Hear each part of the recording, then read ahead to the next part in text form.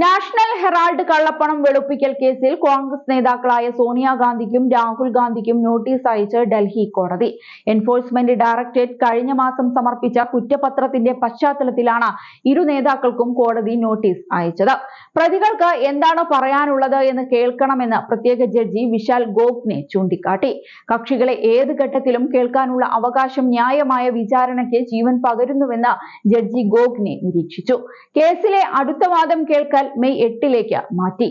BJP നേതാവും മുൻ MPയുമായ സുബ്രഹ്മണ്യൻ സ്വാമി 2014 ജൂണിൽ സമർപ്പിച്ച സ്വകാര്യ ക്രിമിനൽ പരാതി മജിസ്ട്രേറ്റ് കോടതി ഏറ്റെടുത്തതിനെ തുടർന്ന് 2021 നാഷണൽ ഹെറാൾഡ് കേസിൽ ED അന്വേഷണം ആരംഭിച്ചത്. നാഷണൽ ഹെറാൾഡ് പത്രവുമായി ബന്ധപ്പെട്ട ഉന്നത കോൺഗ്രസ് നേതൃത്വം ഉൾപ്പെട്ട ക്രിമിനൽ ഗൂഢാലോചനയും സാമ്പത്തിക ദുരുപയോഗവും ഉണ്ടായി എന്നാണ് പരാതിയിൽ പറയുന്നത്. പത്രത്തിന്റെ മാതൃ കമ്പനിയായ അസോസിയേറ്റഡ് ജേണൽ ലിമിറ്റഡ് ഏറ്റെടുക്കുന്നതിലും തുടർന്ന് സോണിയയ്ക്കും രാഹുൽ ഗാന്ധിക്കും 38% ഓഹരികൾ കൈവശം വെച്ചിരിക്കുന്ന ലാഭേച്ഛയില്ലാത്ത സ്ഥാപനമായ യങ് ഇന്ത്യൻ രൂപീകരിക്കുന്നതിലും കേന്ദ്രീകരിച്ചാണ് ആരോപണങ്ങൾ.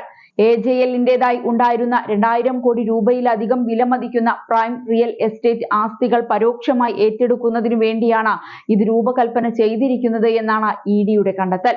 AJLന് കോൺഗ്രസ് ഏകദേശം 90 കോടി രൂപയുടെ ഈടില്ലാത്ത വായ്പ നൽകിയതായും പിന്നീട് ഇത് യങ് ഇന്ത്യന് നാമമാത്രമായ 50 ലക്ഷം രൂപയ്ക്ക് നൽകിയതായും ED അവകാശപ്പെടുന്നുണ്ട്. ഇത് യങ് ഇന്ത്യന് AJLന്റെയും അതിന്റെ സ്വത്തുക്കളുടെയും നിയന്ത്രണം നേടാൻ അനുവദിച്ചതായി അന്വേഷണ ഏജൻസി പറയുന്നു. ഡൽഹി, ലക്നൌ, മുംബൈ എന്നിവിടങ്ങളിലെ വിലപ്പെട്ട റിയൽ എസ്റ്റേറ്റ് സ്വത്തുക്കളും ഇതിൽ ഉൾപ്പെടുന്നുണ്ട്.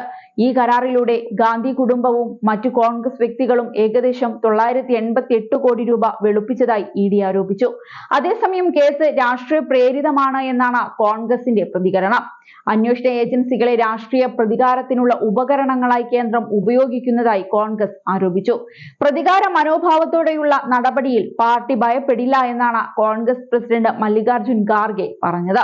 യങ് ഇന്ത്യൻ ഒരു ലാഭേച്ഛയില്ലാത്ത കമ്പനിയാണെന്നാണ് കോൺഗ്രസ് വളരെ കാലമായി വാദിക്കുന്നത്.